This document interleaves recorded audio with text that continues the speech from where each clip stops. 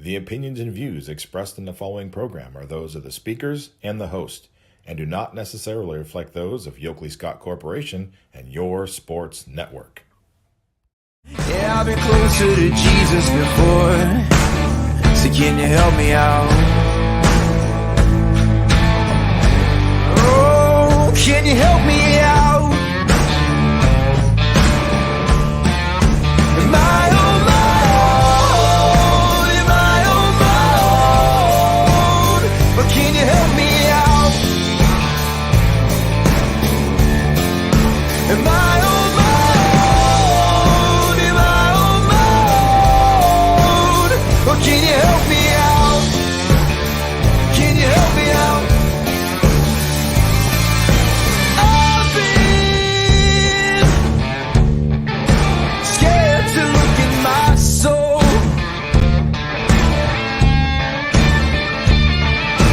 I've been afraid I would follow the road. Yeah, afraid of the things I've been told. Hello, everybody. Welcome inside a Thursday episode of Running Point on ysnlive.com, brought to you as always by our good friends over at Greenwood Chevrolet in Austin Town. They go the extra mile for you, so you don't have to. We have a special show for you today. For all your softball fans, we have a treat. One of the legends of Ohio softball in her own right, statistically the best pitcher to ever come through the state of Ohio. Taryn Alvello has taken the time to join us today on the show. Gonna pop her in. Taryn, thank you so much for taking the time to join us today. I know it's been a whirlwind week for you, but we appreciate you taking some time to be with us today. Thank you for having me. I'm excited to be here. You got it. So we're having you on because obviously you represent the state of Ohio and everything you do. A Bloom Carroll alumni, and you played in 3 state championship games. You won one of them. You have a lot of Ohio State records that some of our girls are trying to chase down right now. So my first question for you is, when you look back on your high school career, and obviously you've accomplished so much since then, what are some things that still stick out to you and still hold cherishable memories about your high school career in Carroll? Yeah, I think it's honestly just continuing to honor the legacy that we had at Bloom Carroll before us, even before my time. There was, another state championship won there. And so, my entire time there, it was all about continuing on that legacy and just helping honor those who kind of came before us. And so at Carroll, it was, you walk into the halls and not just softball, but every sport, there's banners hanging, there's, a Hall of Fame wall, things in the showcase that just show, how rich in sports Bloom Carroll actually is. And so that was just a lot of my main focus, was just trying to continue being as successful as possible while playing for Bloom Carroll. You as an athlete had a lot of hype even before you even stepped on a high school field. You were already committed to Washington your freshman year. Everyone kind of knew who you were. What was it like going through your high school career with that kind of attention and that kind of presence where, everyone kind of knew who Taryn Alvello was before you even stepped on the field? Honestly, I felt like I didn't realize like the additional pressure that was on me until probably my junior year. My first 2 years, it was just fun. It was, at that time, the girls on the team were, awesome, and we just all got along. And I was able to kind of just play as Taryn that went to Bloom Carroll and didn't have to really think about anything else. As I got later into my career, is when that pressure started to set in, as I knew I was getting closer to leaving for school. And that just comes with being older. You start to play at higher level when you're playing travel ball. So, that point in time, I was kind of like, okay, yes, I am going somewhere, but that doesn't necessarily mean I have everything given to me. I'm going to have to keep working. And that's exactly what I was trying to do, is just keep working and keep getting better and trying to be, the best pitcher and the best teammate as I could possibly be. There's something special about high school sports and being a high school athlete. When you look back, is there anything special about that world of your career that you look back on and you miss a little bit about maybe the simplicity of just being a high school athlete?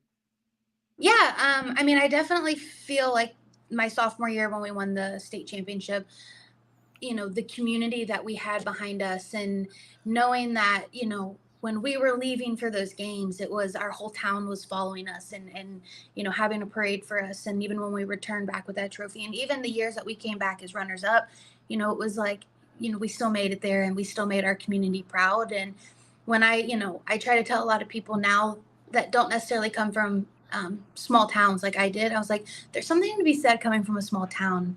Everybody knows everybody, and everybody supports everyone, good and bad. And I think that's, a lot of my career highlighted that. And, you know, my sophomore year was, I say it was the highlight of my high school career. Was just everything was perfect that year.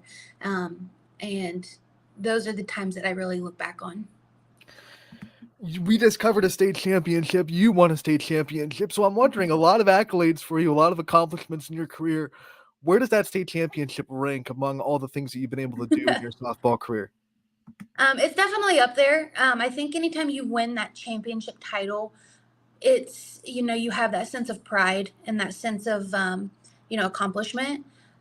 Definitely there's some ones that kind of overshadow it a little bit, but that's still, I mean, I still have the ring, I still have everything close to me, and I look at it quite often. And those are times that I sit and I tell my lessons about, I tell the girls that I coach, I'm like, listen, it starts from somewhere, and it can start in high school. You don't have to wait till college to start to be successful. And um, that's, it's a really good honor to look back on and to be like, hey, okay, I did that at least one time in my career in high school, and I was able to go to the state finals, throughout my entire career. So it was definitely, sophomore year, the championship year, it was awesome. You said it's small town, and a lot of athletes we cover up here, small town as well. What's so special for you about being able to represent a small town and to be able to play in a small town? I think it helps represent that small percentage of athletes that may get overlooked because, they don't play in a high populated area to where, a lot of people are going to gravitate towards. There's a lot of athletes that are just, some of the best athletes that come from the smallest of towns. And I think it's because there's, we don't have the outside stuff to really focus on. We're kind of, we focus more on our day-to-day life, and having that small town pride, I guess. You have people that, like I said, continue to support you. And um, that's huge. You're able to have, you know the resources you need kind of more at your disposal than rather than spread out. And so I think having not just myself, but I know, we had a couple greats in my graduating class, and the ones before us, and then even just in other small towns, you start to really see the celebrated athletes in those smaller towns. How much do you still feel the support of Carol, and how much do you get people reaching out to you? Even like now, you just signed with the Pride. How much do you still get people from that city reaching out to you and telling you how proud they are that you're representing that small town in Ohio?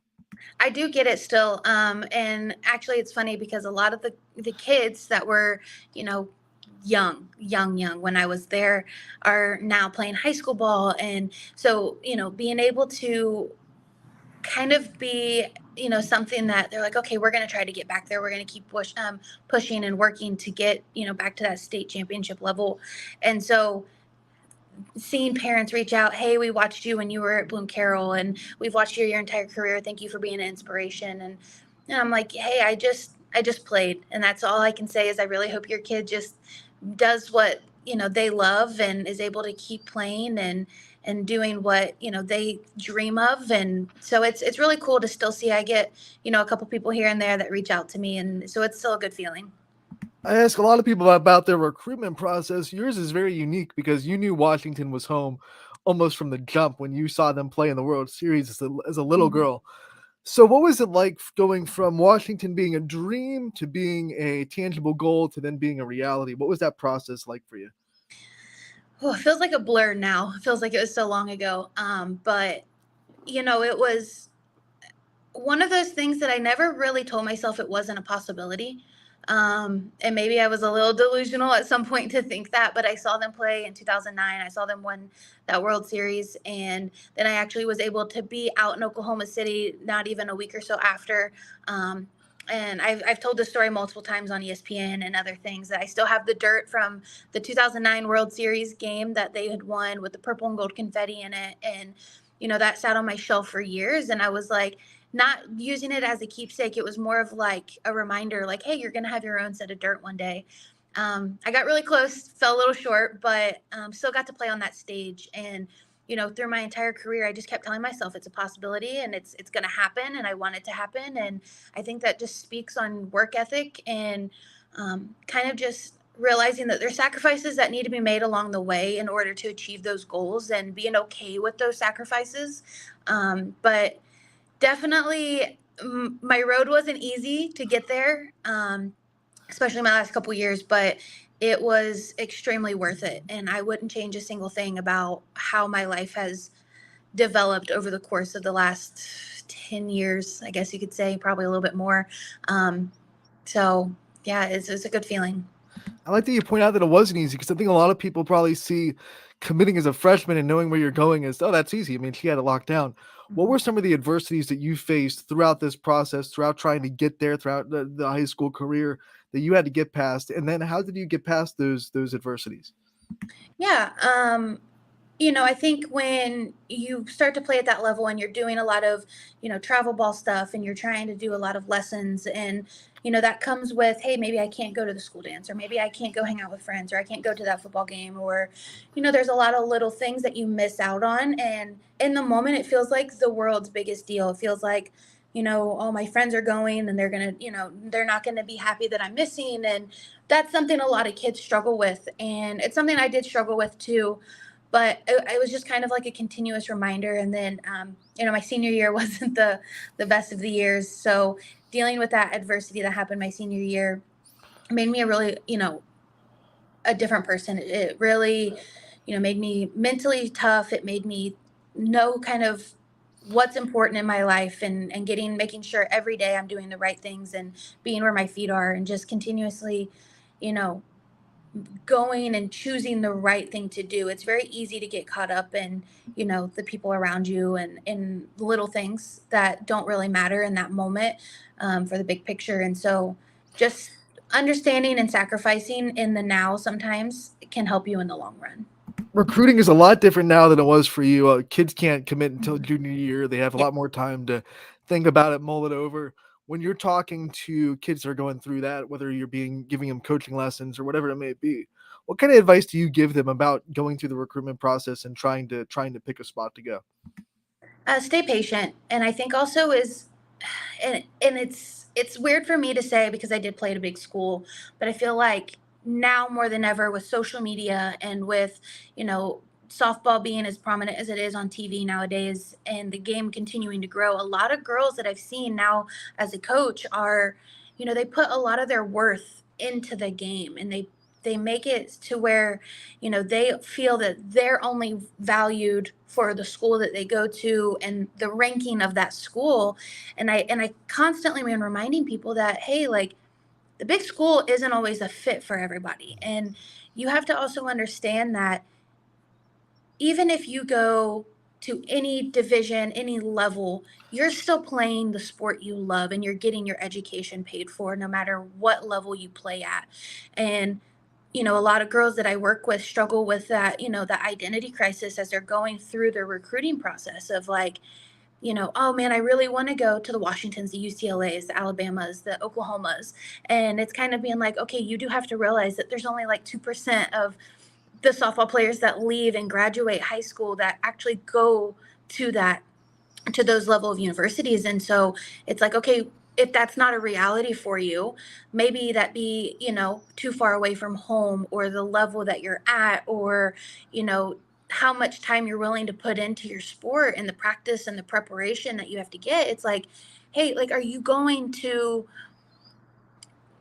to continue your career, or are you going to, just get your school paid for, or, what are you looking for? And really having them realize, okay, what exactly am I trying to do with the next 4 years of my life?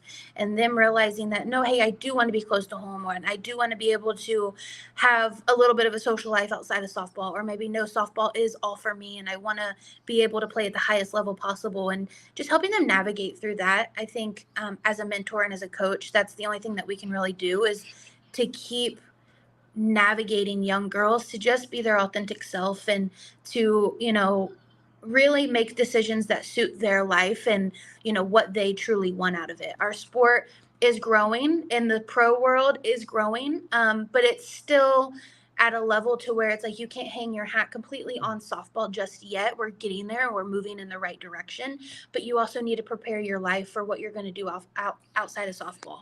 And so I think that's what I'm trying to do as a coach and as a mentor. But that's the only thing I can really say in terms of the recruiting process, is just pick the life and the route that is going to be best for you, and don't let anybody kind of waver your decision. Make sure you're making that decision strictly for you.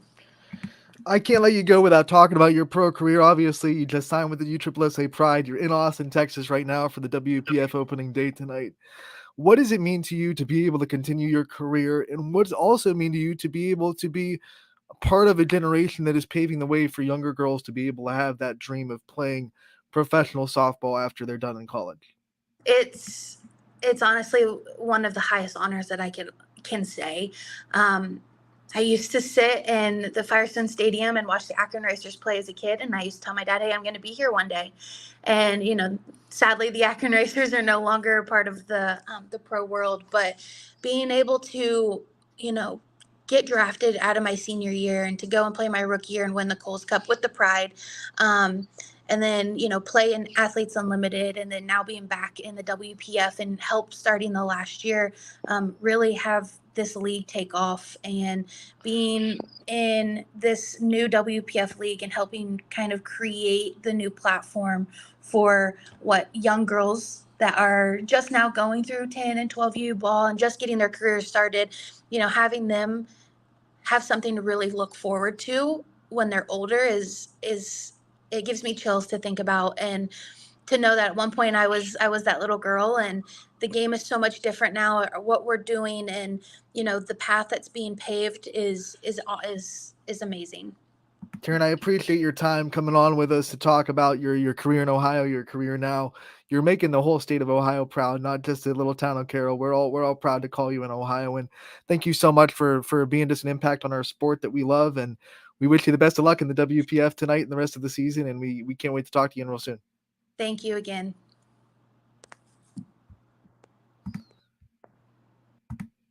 Taryn Alvello joining us on Running Point, an awesome treat for us softball fans that have been covering the sport all year. And we got to cover a state champion, and obviously we have Sydney Watts, who is on pace to maybe touch some of those records that Taryn has set as a sophomore going into her junior year. And there's no one better to come on and speak some inspiration and truth into her career than the person that set the tone, right? The person that set the bar high for all Ohio pitchers, once again holding the state records for career strikeouts, the state record for career wins in the circle, state record for strikeouts in a state tournament game as well, and also the state record for career home runs. She was a pitcher that could hit in high school for sure. So we thank her so much for her time. WPF starts tonight. Pro softball, USSSA Pride. She's in Austin, Texas to take on the Texas Smoke. And good treat is that WPF is letting you watch tonight's games for free at WPF.com.tv. You can find the link on their social media accounts as well. And make sure to tune in to the first night of the WPF, the Professional Softball League, also Athletes Unlimited. Got to give them a shout out.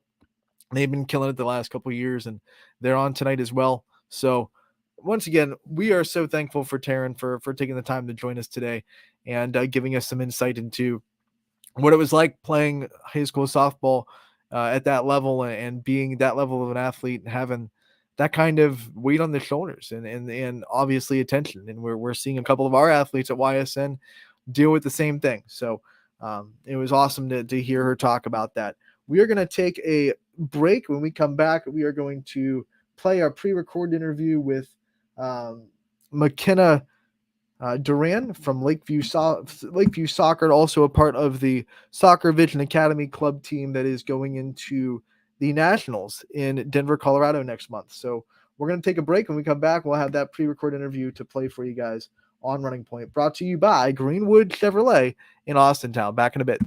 Before the lights come on, before the workday begins, before a long day is ended, or it's time to have fun, it all starts with the people at Joe Dickey Electric.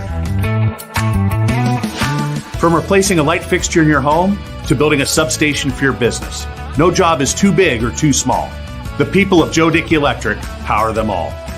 Joe Dickey Electric, over 60 years of powering the Mahoning Valley.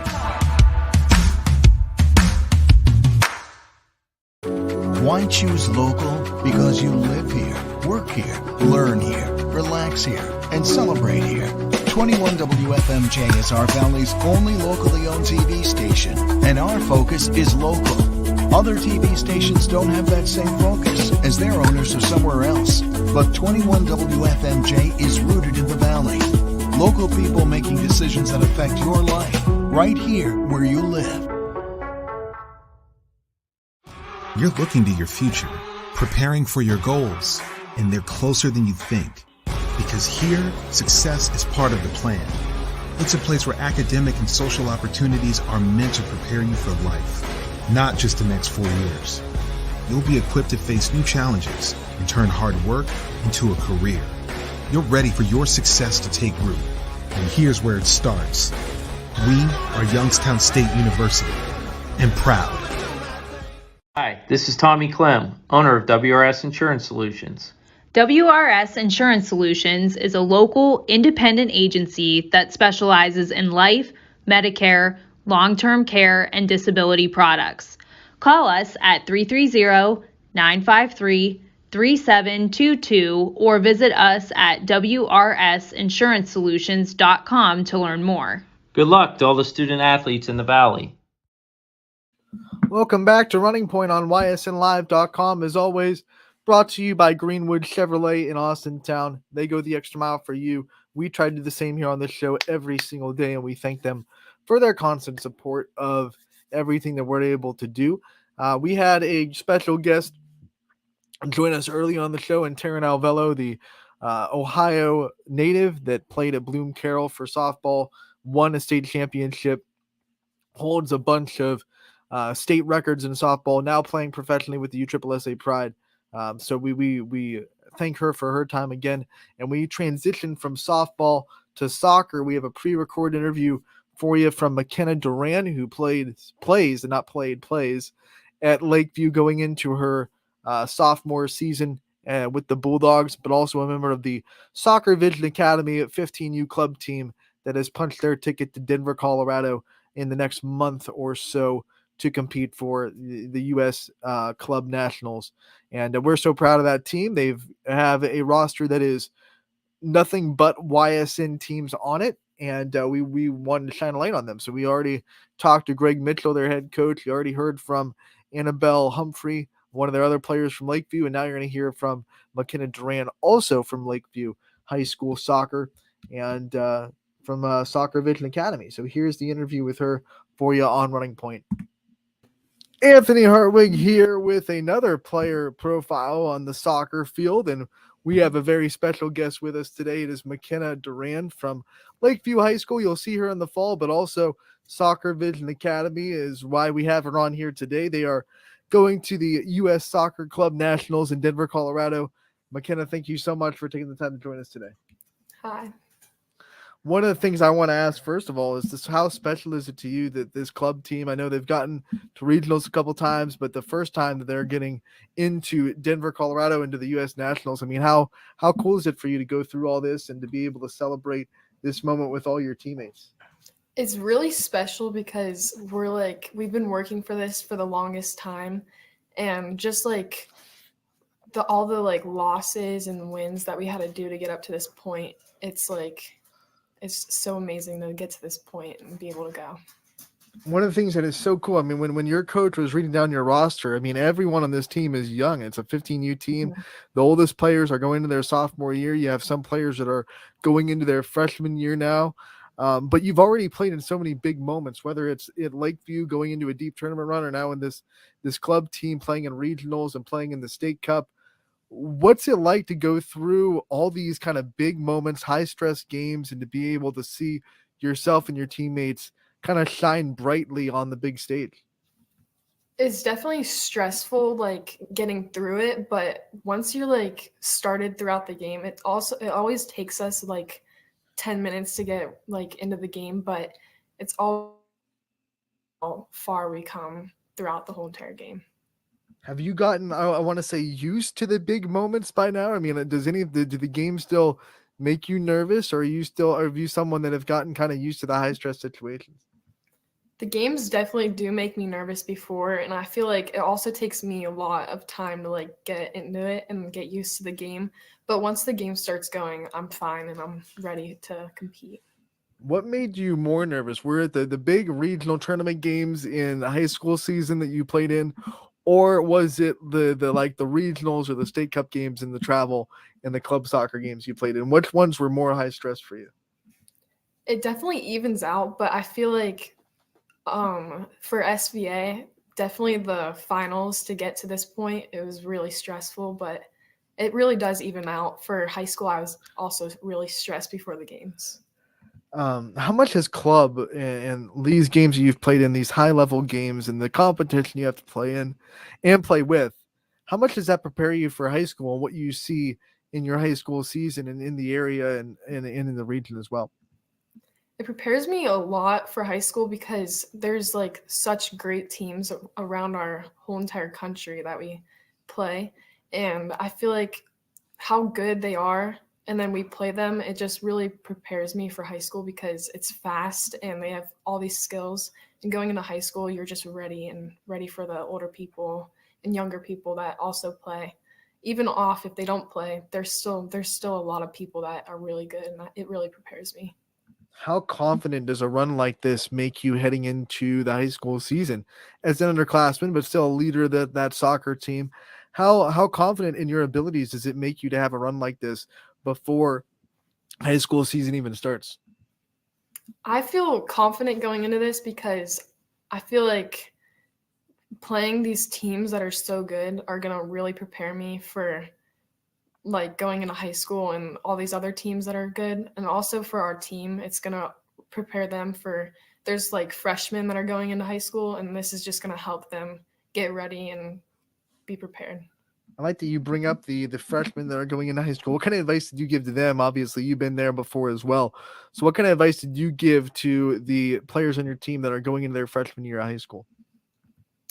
I feel like they just need to be ready for how tough and aggressive these older people are going to be on them. And it's so much different than club, I feel like.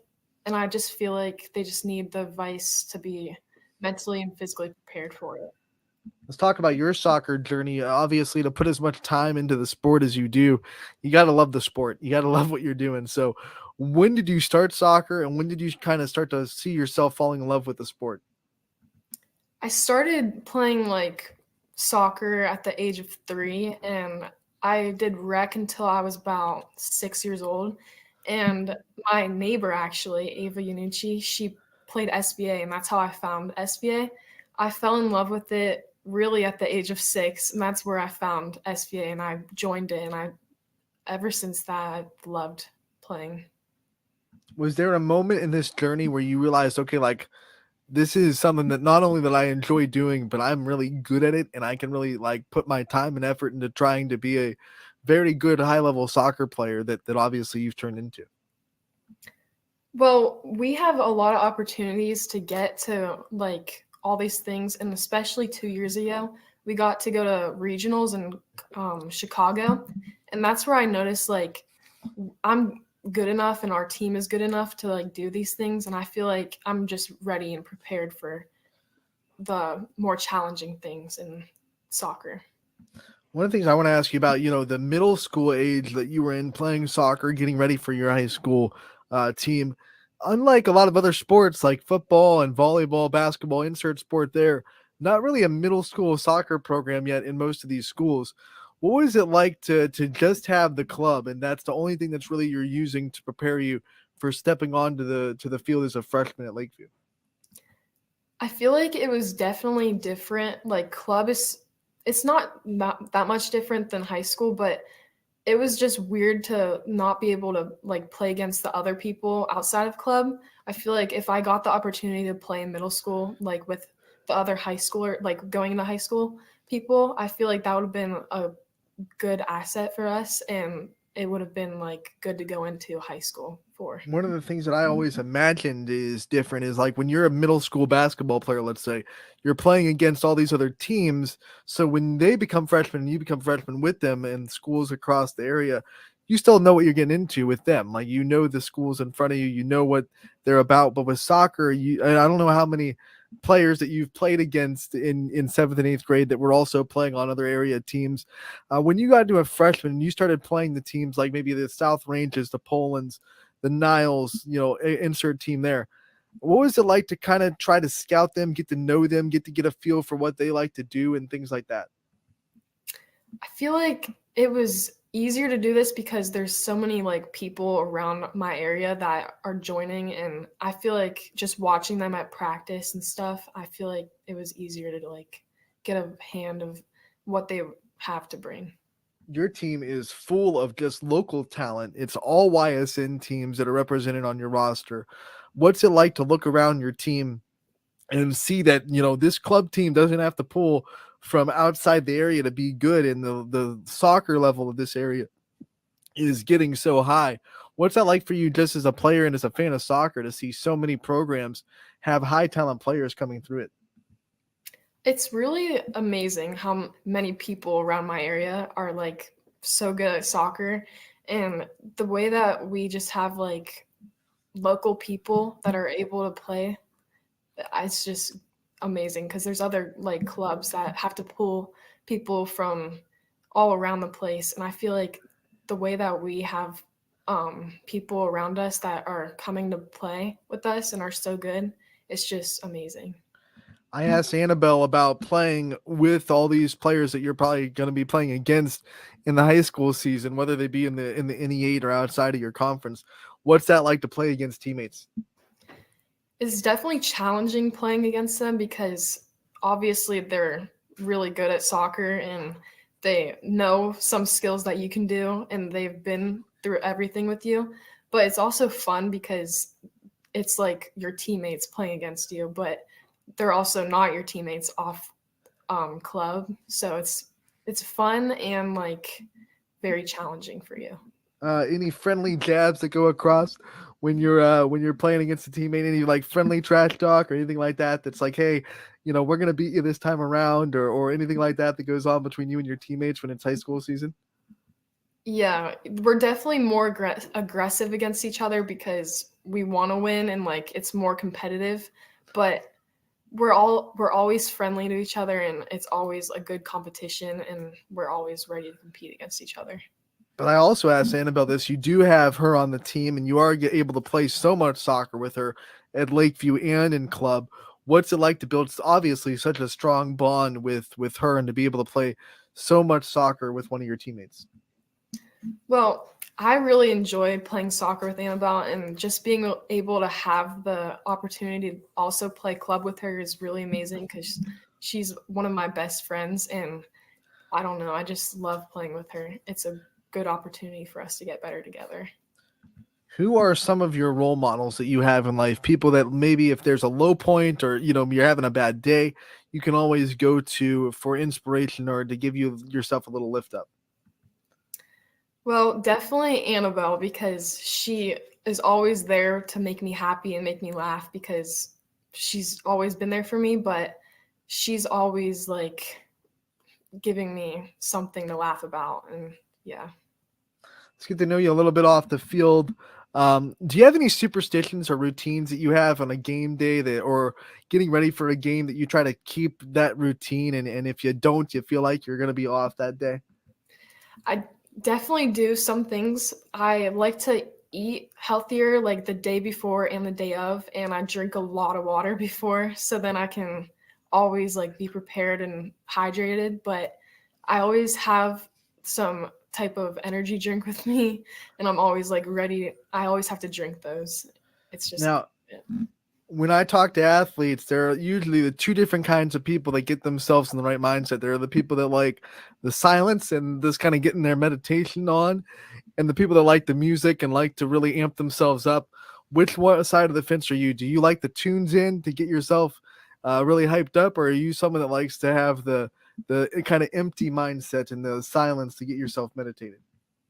I always have my AirPods in before the game, or I like to listen to the speakers like that they put for us and they provide music for us. But I really like to listen to music before because it gets me like hyped up for the game and ready. What does your pregame playlist look like? My pregame playlist is usually full of like 80s pop music and like rap.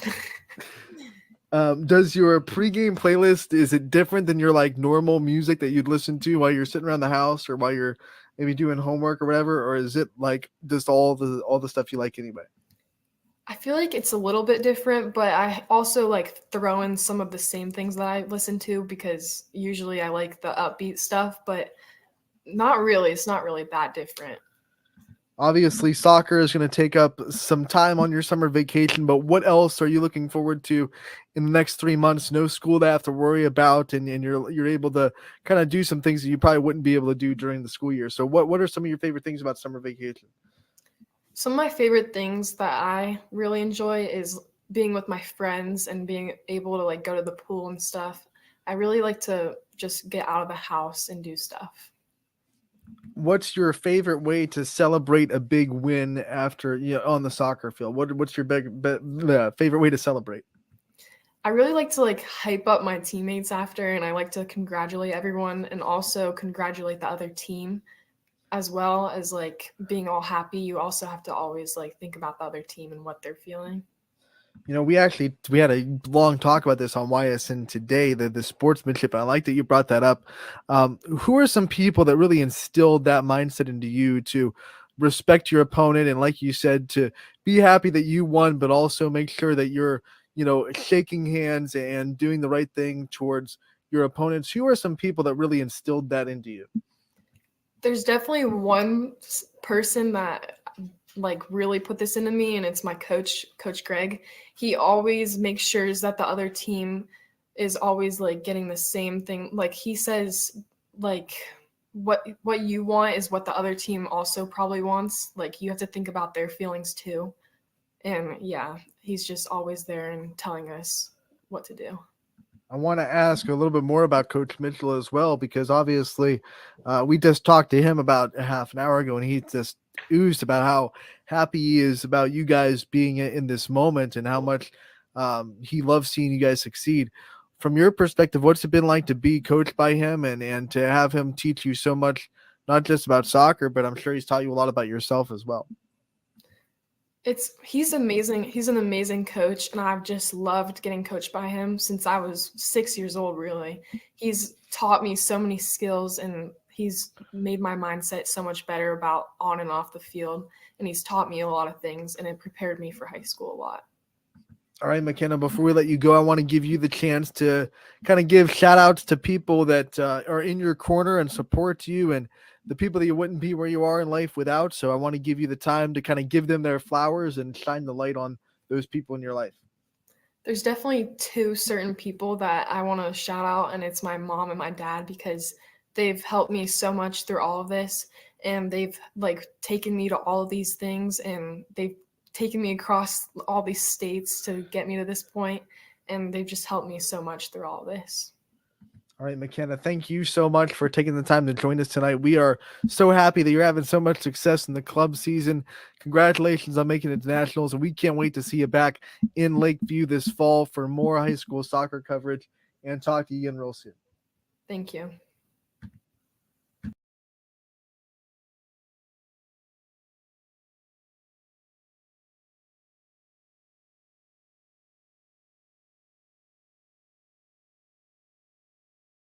Rookie mistake, had myself muted. That's a Thursday air, but that was McKenna Duran with Lakeview and Soccer Vision Academy joining us a little bit earlier to do that wonderful interview. And once again, we congratulate Soccer Vision Academy on making it to nationals for the U.S. Club Nationals in Denver, Colorado.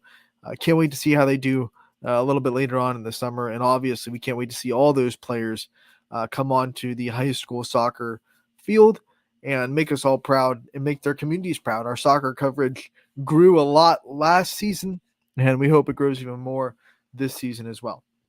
We have some Class B baseball to talk about from last night. I'm going to bring up the screen. 18U is in action, and we saw the Prospects taking one against Dura Edge, 12-2, the final score here. Prospects, a lot of offense in this game, and you look at their bats and you can really tell how they were able to get so much offense. 3 RBI, from a great day from Matt Rose.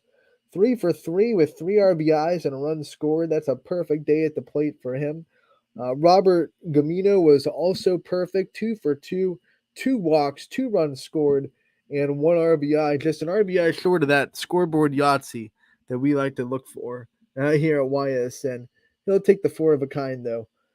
We have some other big bats in the Prospects, particularly Avery Malley going 1 for 3 with 2 RBIs as the bats were alive. But the pitching was not to be overshadowed. Gamino talked about his big day at the plate. He also pitched pretty well, got the win. Went 4 innings, gave up just a 1 earned run, 4 hits, struck out 2. So a good day for him on the mound and at the plate for the Prospects. Let's go into the other games and back to the day's schedule. We had Eagleware taking on Ballistic, and Ballistic was able to come out with a win. Eagleware putting up a little bit of a fight, but Ballistic 4 runs in the 6th inning did it for them. Then 3 runs back in the 5th. They didn't need the 3 runs did it because it was tied at 4 to tie, and then 3 runs to win it. Excuse me. Big day for Ballistic from both Boyd Kurtz and Colin Crawford. They both had 2 RBIs on 1 for 3 days with a run scored. Multiple hits for Ian Wong. He went 2 for 3 with 2 runs scored, so a good day for him at the plate. Pitching-wise, it was Crawford who got the win. 5 innings pitched, gave up 4 earned runs on 7 hits, but he did strike out 10, and that's a big way to get out of some trouble when you can even out some of your hits given up with strikeouts. We've seen a couple of pitchers already this Class B season be able to do that. Give up a handful of hits like you're going to do against these teams with stacked lineups, but then match it with a high strikeout total to even that out. We saw big offense from the Prospects. We saw a lot of offense in this game. Whiting beating Creekside 15-12. Final score there. And you look at the bats. I mean, look at this. 6 runs in the first, 2 runs in the second. It's 8-0 Whiting to jump. And then it's eventually, 15-1. And then look at Creekside saying 15-1. No bother at all. We're going to storm right back. 8 runs in the 5th, 3 runs in the 6th. They almost came all the way back, but they just fell a little bit short. 15-12. That would have been the best comeback I've ever seen in my life if you were down 15-1 after 4 innings and you still came back to win. But Creekside falls a little bit short. 15-12. Whiting gets the win. Big day at the plate for Whiting's Hunter Lively. He went 2 for 3 with a run scored, a walk, and a trio of RBIs there for him. 2 RBI days from multiple people. Aiden Leindecker, who we know so well, had such a good season last year for Whiting, and he's making his name known again. 2 RBIs as well from Nick Parado. He went 2 for 3 with 2 runs scored, and then 3 RBI day from Mike Del Duca. He went 2 for 3 with 2 runs scored and the 3 RBIs there. So a big, big day at the plate for Whiting, but we can't overlook Creekside's big day either. 4 RBIs from Ray Altmaier on a 3 for 5 day. He scored a run as well. Then you had 2 RBIs from Jason Nutridge, who went 2 for 4 with 2 runs scored. Big day at the plate. Perfect day at the plate for Braden D'Angelo. He went 2 for 2 with a run scored as well. And then an RBIs here at the bottom on a perfect day, 3 for 3 from Tyler Milliken from West Branch. And he scored 2 runs, walked once, and had the 1 RBI. So a lot of big bats in this game, but Whiting's able to hold on to their 15-run run lead. They almost saw it all evaporate, but 15-12, Whiting gets the win over Creekside. We saw Athletics beat Nightline last night, 5-2. Let's take a look at the big names in this game. First, let's see how it happened. Tied at 1 after 2 innings, but then a big 4-run fifth did a lot of the damage for Athletics. It was enough for them as they only gave up the 1 run in the top of the 6th to win 5-2. 5 runs on 5 hits, 1 error. It's a tough one for Nightline. They out-hit Athletics 8-5, but couldn't put the runs in. So 2 runs, 8 hits, 1 error for Nightline. Let's look at the Athletics big bats. And they had 2 RBIs from Gavin Wilms. That's the name we know pretty well from the Salem Quakers. He went 1 for 3 with 2 RBI. We saw Gavin Falagrin also with an RBI, 1 for 2 with a run scored. And then down there at the bottom, Evan Tice with a solid day as well, going 1 for 2 with a walk and a run scored and an RBI for Athletics. Pitching, though, Gavin Wilms on the mound, you're going to do a lot of things well. 5 innings pitched, gave up just a 1 earned run on 6 hits, and struck out 4. So Gavin Wilms on the mound, you're always going to have a chance to win. He's one of the best pitchers that we have to offer, and he proved it last night in that win, 5-2 for the Athletics. Last but not least, the Astro Falcons got a win. Not as dominant as we're used to seeing, but still a pretty comfortable 8-3 win over the Avalanche. Usually we're used to seeing the Astro Falcons cruise to victory, but they'll take the win for sure. The big inning for them was the first. 3 runs in the first, and then they attacked on 1 in the third, 1 in the fourth, 2 in the fifth, and 1 in the sixth, consistently scoring. That's a mark of a great baseball team, scoring in multiple innings and keeping the pressure on the defense consistently. 2 RBIs from Jay Rona from Mohawk, 2 for 4 with 1 run scored. He's also a YSU commit, so you're going to see him be a Penguin in not too long. 2 RBI day as well from Justin Weaver. He went 1 for 4. And then you had an RBI from Ben Kern, and as well as one from Jacob McGuire. McGuire, a perfect day at the plate, doing it a lot with the walks. 3 drawn walks in the day with a 1-for-1 day with a run scored. So a big disciplined day at the plate for McGuire. Pitching-wise, Colton Rourke did some work, but the win went to Luke McCoy. He threw 5 innings, gave up 2 earned runs on 4 hits, and he struck out 5. So a big day for both those pitchers as they kept the Avalanche pretty much at bay, and an 8-3 win for the Astro Falcons. Let's look at the standings after all those scores and see where 18U sits. Astro Falcons are still going to be undefeated at 12-0, and they still have that nice little 2.5 game lead over Whiting, sitting at 10-3.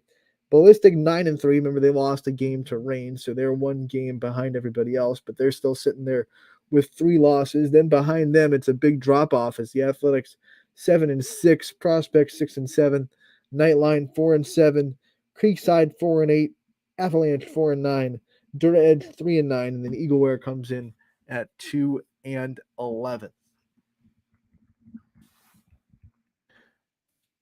Now let's preview tonight's game. It's back to 16U on a Thursday for Class B baseball. We'll see who's playing tonight.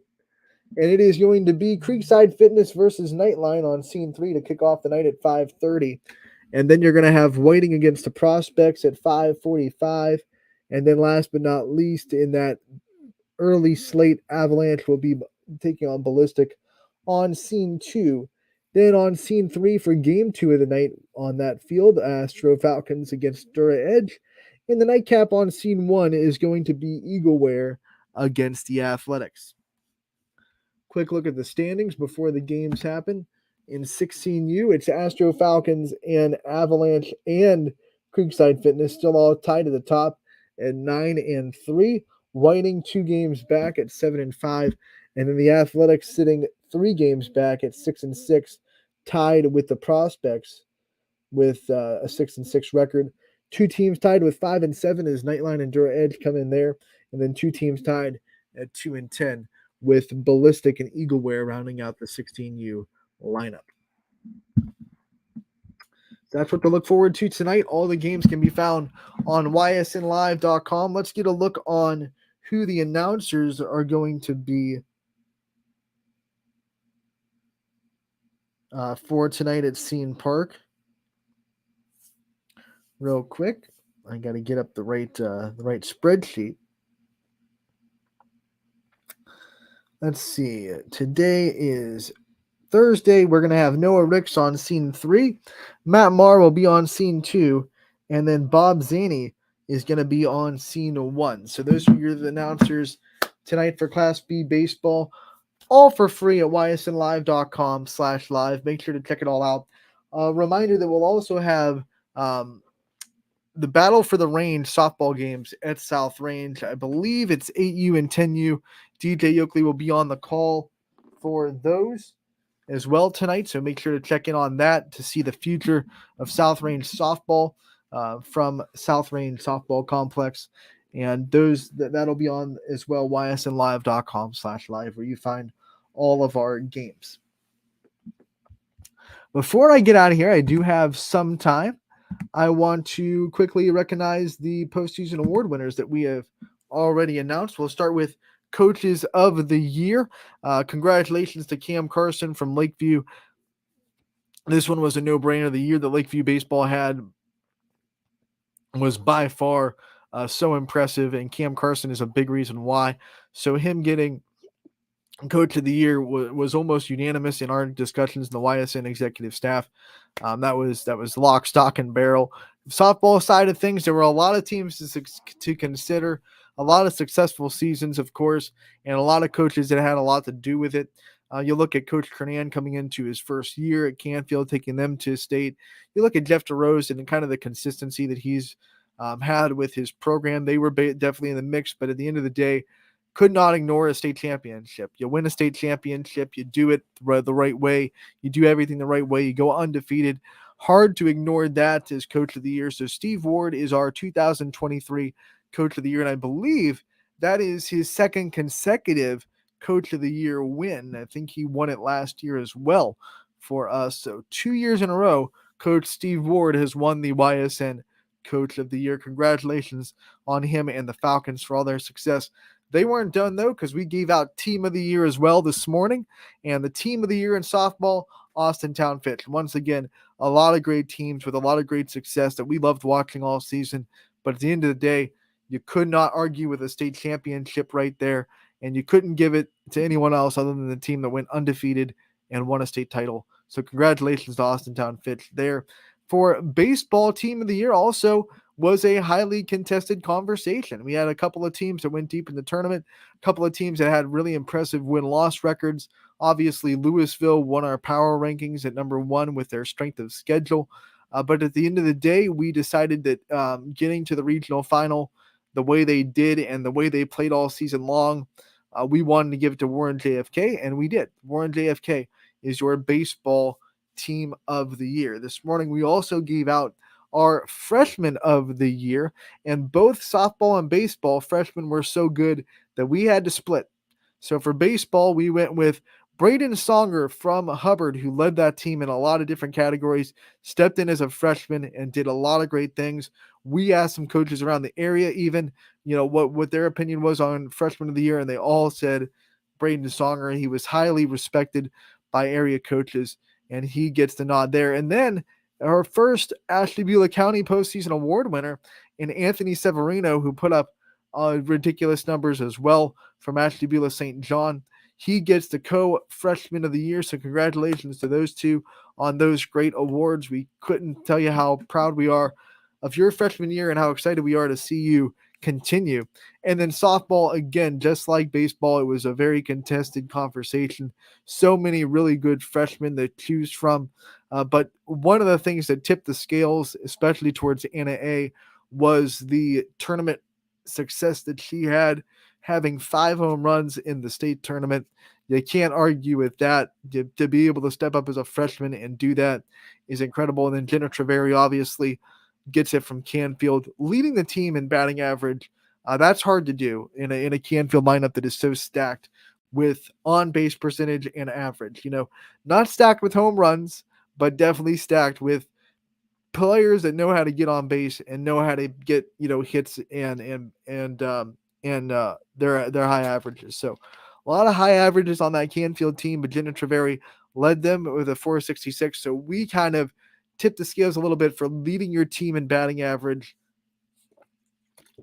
And she was up there in the team lead for RBI. She had 15 RBIs on the year with a 466 average. So couldn't argue that. And she also had an impressive tournament run. So when you do well in the high stage, that also gets some weights on your scale. Also wanted to give some honorable mentions as well to Max Stowe, because she was definitely right in the conversation till the very end. And statistically, probably the best when you look at the regular season. Like I said, there were some other things that tipped the scales in the Anna A and Jenna Treveri, but Max Stowe, we saw you. We saw you working all season long. 495 batting average, 6 home runs, 25 RBI from Lakeview. Caught every game for Lakeview. Only had 3 errors behind the plate. So she did an amazing job as a freshman. It's hard to step into a catcher position as a freshman and handle the pitching staff that Lakeview had. They threw 3 different pitchers pretty consistently. So you have to be able to manage every single arm, whether it be Eisenberg or Bacon or Chadwick, and Max Stowe did an incredible job. We saw you. We definitely had you in the conversation. And I think these players are going to be battling for postseason awards as we go down to the rest of their career. They still have 3 more years to shine on YSN and at their respective schools. You can see Max Stowe and Jenna Treveri both in the All-Star game. They will both be there. They both confirmed their spot. June 28th, want to remind everybody while we're here, June 28th will be the softball game at YSU Softball Complex, and June 24th at Bobsine Park will be the baseball All-Star game. We're still feverishly putting together rosters. Are growing every minute. We're getting confirmations.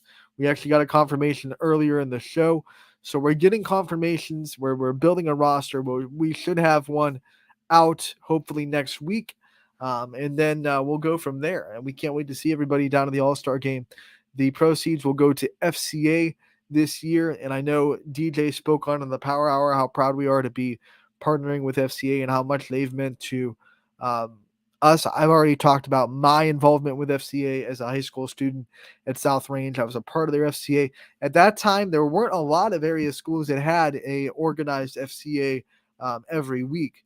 And I was proud to go to a school that let that happen. And I spoke multiple times with messages at FCA. Those are my fond memories. Like when people ask me how I got into public speaking or how I got so good at it or how it doesn't make me nervous. I mean, FCA is one of the things I look back at, and one of the things that really got my feet wet on talking in front of people, really. So proud to partner with FCA for these All-Star games. Couldn't pick a better organization. And then obviously Bob Kimple, who had daughters that went to South Range. A big part of what FCA does in our area, and a big part of YSN. So I think we hit a home run, pun intended, with that sponsorship, with the charity to give our money to. We don't like to make money off these games, so we're giving it back to the FCA this year. That'll do it for today's show. We want to congratulate, like I said, all of the postseason award winners that we mentioned. Stay tuned, because as the week goes on, we're going to announce our offensive players of the year, our defensive players of the year, our pitchers of the year, and also, of course, our baseball and softball MVPs. You don't want to miss those announcements.